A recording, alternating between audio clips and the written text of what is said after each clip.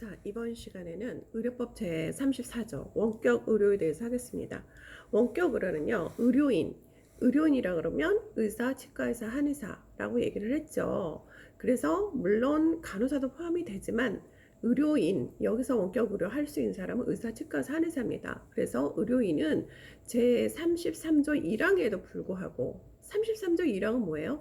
의료인을 개설하지 않고 의료업을 할 수 없다라는 내용을 담고 있는 내용이었어요. 그래서 33조 1항에도 불구하고 컴퓨터, 화상통신 등 정보통신 기술을 활용하여 먼 곳에 있는 의료인에게 의료 지식이나 기술을 지원하는 원격 의료를 할 수 있다라는 거예요. 하지만 조사원은 해당되지 않습니다.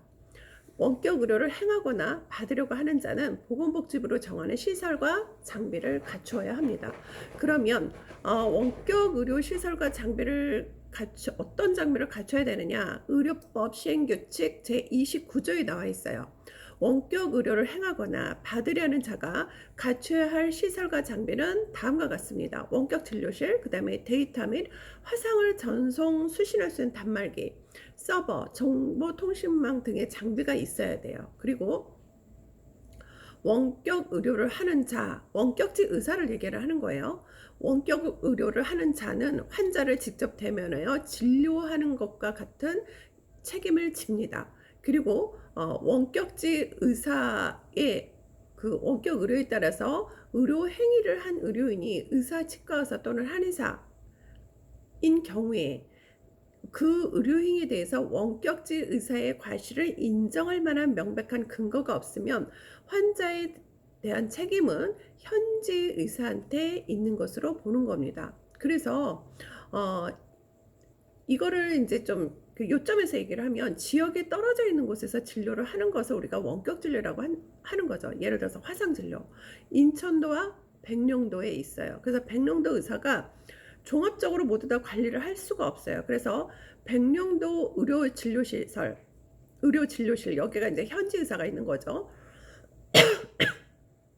그리고 인천의 의사와 화상으로 환자를 상담하는 겁니다. 그래서 현지 의사에게 진료를 시키는 거예요. 그럼 원격지 의사가 판단을 해서 진료에 대해서 현지 의사에게 지시를 해요. 그래서 이런 경우 문제가 발생한 경우는 원격지 의사는 환자를 대면하고 있다고 생각해서 원격지 의사가 책임을 지지만 원격지 의사가 특별한 잘못이 발견되기 전에는 현지 의사가 책임을 진다라는 얘기입니다. 다음 제35조 의료기관 개설 특례가 있어요. 부속 의료기관이라고 하는데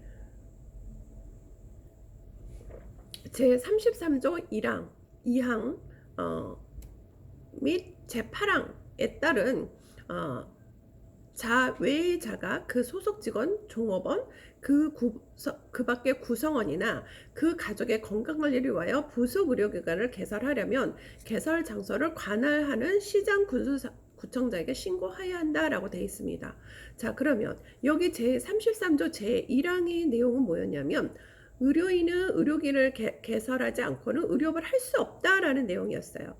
그리고 2항의 내용은 의사는 종합병원, 병원, 요양병원 의원, 치과의사는 치과병원, 치과의원, 한의사는 한방병원, 요양병원, 한의원, 조산사는 조산원을 개설할 수 있다라는 겁니다. 그래서 이러한 자 외의 자가 소속 직원, 종업원, 그 밖에 구성원이나 가족의 건강관리를 위해서 부속 의료기관을 개설하려면 개설 장소를 관할하는 시장군수구청장에게 신고해야 한다라는 겁니다. 다만 부속 의료기관을 병원급 의료기관으로 개설하려면요, 그 개설 장소를 관할하는 시도지사 허가를 받아야 됩니다. 우리 병원급은 시도지사 허가를 받았었어요. 그리고 개설 신고 및 허가에 관한 절차, 조건, 그 밖에 필요한 사항과 의료기관의 운영에 필요한 사항은 보건복지부령으로 정한다 그랬어요. 그래서 우리 시행규칙 제32조에 부속 의료기관의 개설 특례에 대해서 나와 있는 게 있는데 의료인, 의료법인, 국가, 지방자치단체, 비영리법인 또는 공공의 운영에 관한 법률에 따른 준정부기관 외의 자가 그 종업원 및 가족의 건강을 위해서 부속 의료기관을 개설하려면 의료기관 개설 신고서 또는 개설 허가 신청서에 다음의 서류를 첨부해서 병원급은 시도지사, 의원급은 시장군수청장에게 제출해야 한다라고 되어 있습니다. 그러면 제출하는 서류가 뭐냐? 건물 평면도 및 사본 및 그 구조 설명서 사본, 그 다음에 의료인 등 근무 인원에 대한 확인이 필요한 경우 면허 자격증 사본, 면허증이나 자격증 사본 한 부씩, 그 다음에 의료기관 종류에 따른 시설 기준 및 규격, 안전관리 시설, 고가 의료장비의 설치 운영 기준, 의료인들의 정원 기준에 준수사항에 적합함을 증명하는 서류, 이런 것들을 제출하라고 되어 있습니다. 그리고 부속 의료기관 개설은요, 특례 기간에 해당되는 겁니다. 그래서 의료기관 개설인 외에 개설하는 것을 우리가 특례라고 해요. 그래서 예를 들어서 대기업 내에 병원을 개설하는 거죠. 또는 교도소 내 병원을 개설하는 거. 이거 부속 의료기관이라고 할 수 있습니다. 그래서 문제, 의료기관을 개설을 특례로 하고 있는 경우는 그랬어요. 그래서 1번 국가가 개설한 병원, 2번 지방자치단체가 개설한 병원, 3번 의료법인으로 설립한 의료기관, 4번 민법 또는 특별법에 의해서 설립된 비영리기관 또는 소속 직원, 그 다음에 종업원, 그 가족의 건강을 위해서 설립된 부속기관. 그럼 뭐죠? 답은 5번이죠. 그리고 우리가 그 준수사항 제36조를 보면요, 개설자 또는 관리자의 준수사항이에요. 그래서 시행규칙 그 27조에도 나와 있지만 먼저 의료법 36조의 준수사항을 보면 제33조 2항 및 8항에 따라서 의료기관을 개설하려고 하는 자는 보건복지부령으로 정하는 따에 따라서 다음의 사항을 지켜야 된다라고 했습니다. 어떤 사항을 지켜야 되느냐?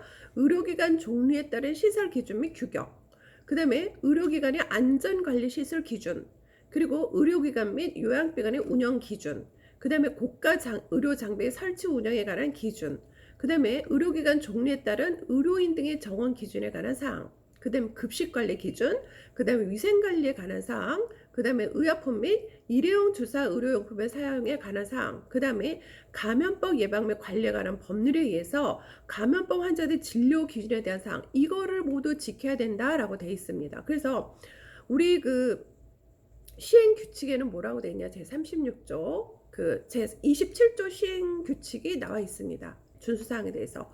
그래서 그 의료기관 개설 운영하는 자는 개설자 및 제8항에 따라서 의료기관을 개설하는 자는 보건복지부령으로 정하는 바에 따라서 다음의 사항을 정해야 된다. 그래서 의료법이 뭐라고 그랬냐?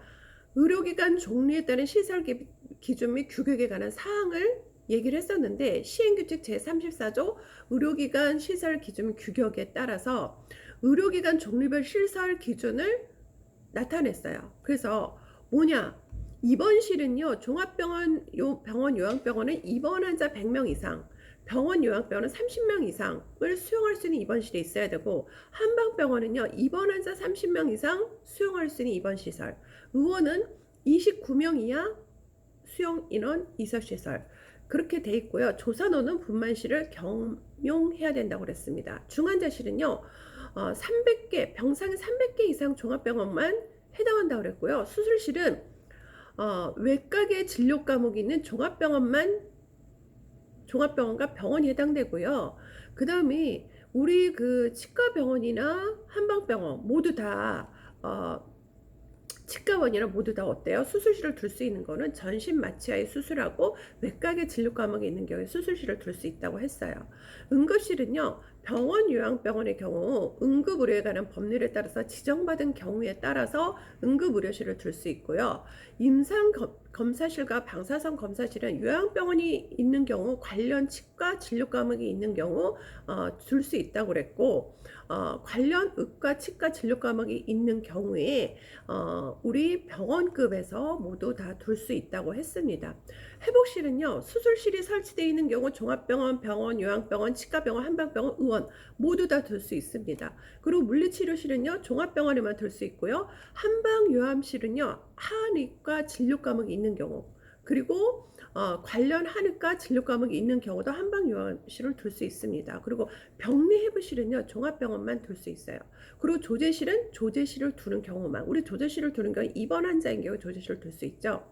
그다음에 탕전실이 있습니다. 그래서 이제 이건 약을 데리는 건데 한의과 진료 과목을 두고 탕전을 하는 경우에 갖춘다고 되어 있어요. 그다음에 의무의료실은요 종합병원, 병원, 뭐 요양병원 모두 갖추고 있어야 됩니다. 그 다음에 소독시설들 모두 의원까지 갖고 있어야 되고요. 외래 환자 진료 안 하는 의원은 제외입니다. 그리고 급식시설은요, 외부 용역업체 급식을 맡기는 경우는 적용되지 않지만, 우리 한방병원, 치과병원, 종합병원 이런 데는 급식시설을 둘 수가 있어요. 그 다음에 이제 세탁물 처리 시설도 마찬가지로 요양병원, 종합병원, 뭐 치과병원 그 세탁물 전량을 위탁 처리하는 걸 갖추지 않아도 되지만 세탁물 처리 시설을 갖추고 있어야 되고요.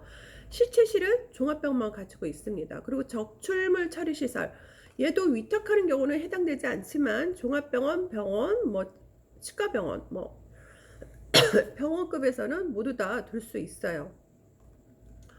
그래서 우리가 공동으로 사용할 수 있는 게 뭐냐? 탕정실, 의무기록실, 급식시설, 세탁처리시설 및 적출물 소각시설은요 의료기관이 공동으로 사용할 수 있습니다. 그리고 요양병원은요 거동이 불편한 환자가 장기간 입원을 하고 있는데 불편함이 없도록 식당, 휴게실, 욕실, 화장실, 복도, 계단과 엘리베이터를 갖춰야 하고요. 탕전실은 의료기관에서 분리하여 따로 설치할 수 있습니다. 그리고 종합병원, 병원, 한방병원, 요양병원은요 해당 병원에서 사망하는 사람들을 위해서 장례식장을 설치할 수 있습니다. 그래서 우리 입원실의 그 의료법 시행규칙의 별표 4항에 보면 의료기관의 시설 규격을 보면 입원실은 3층 이상, 그 다음에 지하층에는 입원실을 설치할 수 없습니다. 그리고 내화구조인 경우는요 3층 이상에 설치할 수 있고, 입원실 면적은요 환자 한 명을 수용하는 경우는 10제곱미터 이상, 2명인 경우에는 한 명에 대해서 6.3제곱미터 이상으로 하면 됩니다. 그리고 입원실에 설치하는 병상수는 최대 4병상, 요양병원은 6병상으로 할 수 있고요. 이격 거리는 환자하고 떨어져 있는 거리는 1.5m 이상으로 해야 됩니다. 그리고 입원실에 손씻기 시설 및 환기 시설을 설치하고요. 300개 이상의 종합병원은 종합보건복지부 장관이 정하는 기준에 따라서 전실 및 음압 시설을 갖춘 1인 병실을 1개 이상 설치해야 됩니다. 그래서 300병상을 기준으로 100병상을 초과할 때마다 1개의 음압 격리 병실을 추가로 설치를 해야 됩니다. 그리고 중환자실에 음압 격리 병실을 설치한 경우는 입원실에 설치한 것으로 보는 거죠. 병상이 300개인 요양병원은요 화장실 및 세면시설을 갖춘 격리 병실을 1개 이상 설치를 해야 됩니다. 그리고 산모가 있는 입원실에는요 입원 중인 산모가 신생아에게 모유를 먹일 수 있도록